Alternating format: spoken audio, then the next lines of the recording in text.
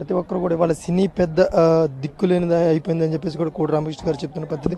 ఏ చిన్న సమస్య వచ్చినా కూడా దాసరి నారాయణరావు గారి దగ్గరికి వెళ్ళి తమ సినీ పరిశ్రమ ఉన్న సమస్యలు ఏమున్నా కూడా ఆయనతో పరిష్కరించుకున్నారు. ఇవాళ అలాంటి పెద్ద దిక్కును తాము కోల్పోయామని చెప్పేసి కూడా ఆవేదన చెందుతున్న పరిస్థితి. ఎంతోమంది నటులను ఆయన సినీ చిత్రసీమకు పరిశ్రమకు పరిచయం చేశారు. ముఖ్యంగా దాసరి నారాయణరావు గారికి సంబంధించిన చితికి ఏర్పాట్లు కూడా పూర్తి అంత్యక్రియలు మరి కాసేపట్లో ప్రారంభం కానున్నాయి. ముఖ్యంగా తెలంగాణ రాష్ట్ర ప్రభుత్వం అధికారిక లాంఛనాలతో దాసరి నారాయణరావు గారి అంత్యక్రియలకు ఏర్పాట్లు చేసిందని చెప్పుకోవాలి.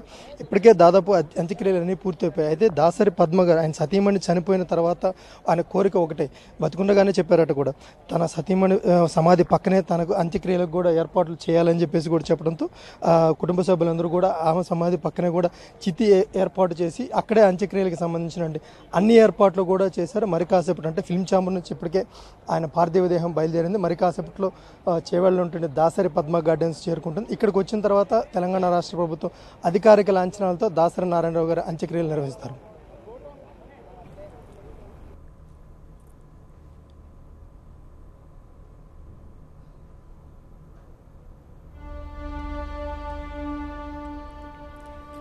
ప్రస్తుతం దాసరి నారాయణరావు అంతిమ యాత్ర కొనసాగుతోంది. ఫిల్మ్ ఛాంబర్ నుంచి కొద్దిసేపటి క్రితం ఆయన అంతిమ యాత్ర ప్రారంభమైంది. అశేషంగా సినీ పరిశ్రమకి చెందిన ప్రముఖులు, రాజకీయ నాయకులే కాదు,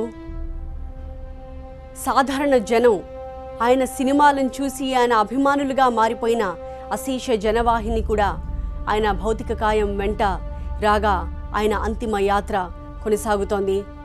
మొయినాబాద్కి మరి కాసేపట్లో ఆయన భౌతిక కాయం చేరుకుంటుంది.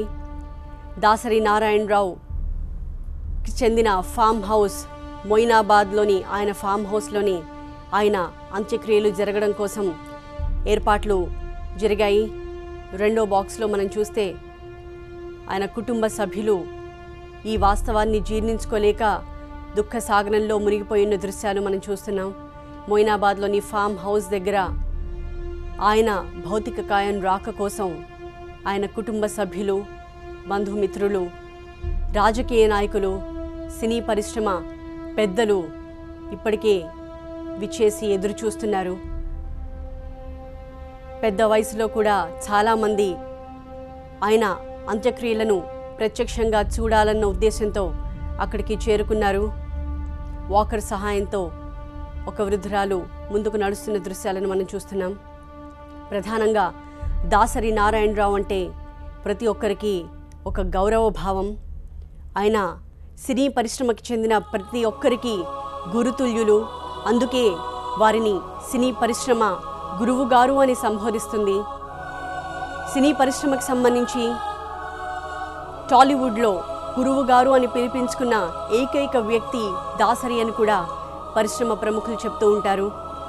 ఇక చివరి బాక్స్లో నటుడు మోహన్ బాబు తన దుఃఖాన్ని దిగమింగుకోలేక వెక్కి వెక్కి ఏడుస్తున్న దృశ్యాలను చూస్తున్నాం. దాసరి కొడుకు అరుణ్ కుమార్ కూడా కన్నీళ్లను ఆపుకోలేక రోధిస్తున్నారు. ఆయన సోదరుడు మోహన్ బాబు పక్కనే మనకి కనబడుతున్నారు. ఆయన కూడా దాసరి మరణ వార్తని జీర్ణించుకోలేక నిన్న సాయంత్రం నుంచి దుఃఖ సాగరంలో ఉన్నారు.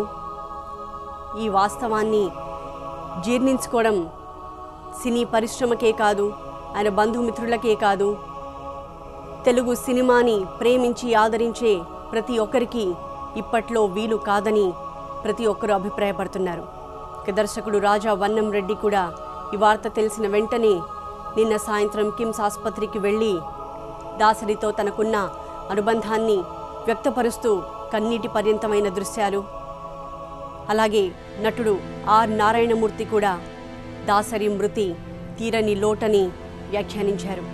ఇక థర్డ్ బాక్స్లో చూస్తే సినీ నటుడు సూపర్ స్టార్ కృష్ణ దాసరి భౌతిక కాయానికి నివాళులర్పించిన దృశ్యాలివి. అయితే దాసరి మరణ వార్త తెలిసిన వెంటనే సినీ నటుడు సూపర్ స్టార్ కృష్ణ తన పుట్టినరోజు వేడుకల్ని రద్దు చేసుకున్నట్టు ప్రకటించారంటూ నిన్న ట్విట్టర్లో బిఏ రాజు కూడా పోస్ట్ చేశారు.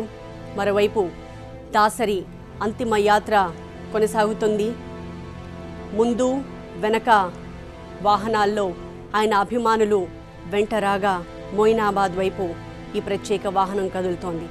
చాలామంది దాసరి అంత్యక్రియల్లో ప్రత్యక్షంగా పాల్గొనడానికి, ప్రత్యక్షంగా వీక్షించడం కోసం, ఆయన అంతిమ యాత్రలో తాము కూడా భాగం కావాలన్న ఉద్దేశ్యంతో ఆ వాహనం వెంట ముందుకు కదులుతున్నారు.